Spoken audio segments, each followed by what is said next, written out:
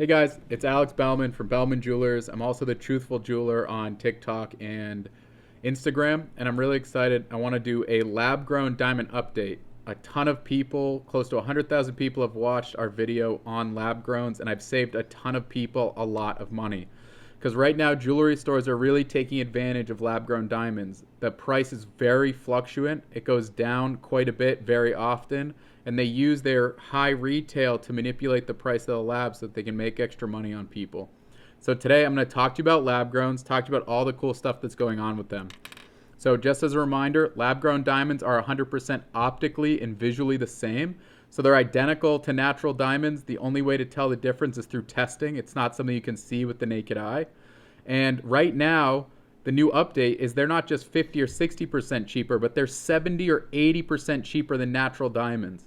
And that's really amazing. And that's based on our retail prices, which are extremely low because we're a volume jewelry store.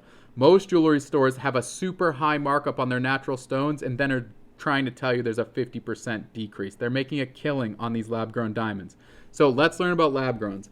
Lab-growns are graded by two companies now. GIA finally got into the game. So GIA is grading lab-grown diamonds.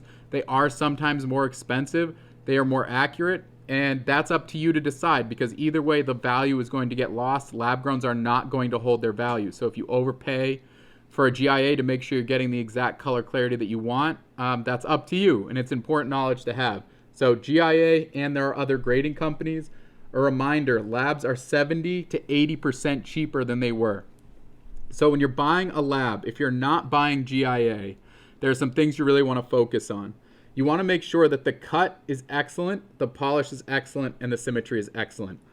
I know that on some lab-grown diamonds, they actually put the word ideal cut, but that means nothing. So what cut actually means on a stone is that the diamond is proportional.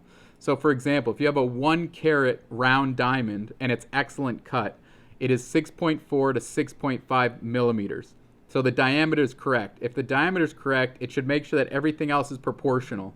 And we want that. So if you compare the cert for an excellent cut and an ideal cut, all of the proportions are exactly the same. It's just a way for jewelry stores to charge you more money for a stone.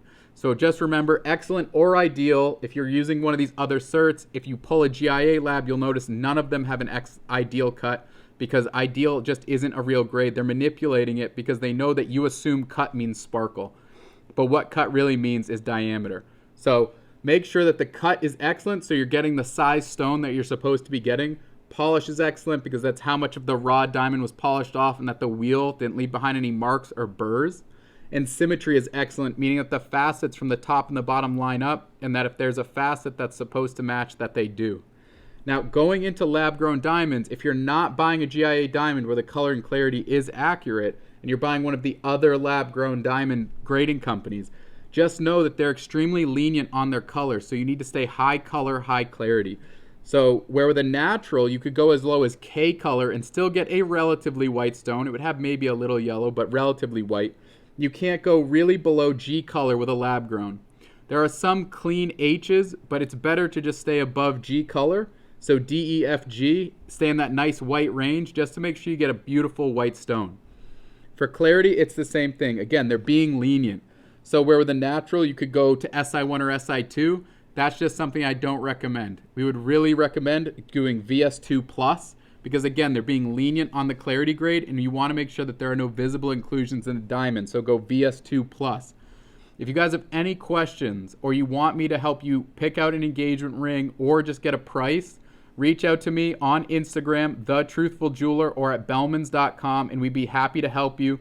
We are saving people thousands and thousands of dollars across the country because these jewelry stores are just ripping people off. So please reach out. We're happy to help you. I look forward to talking to you.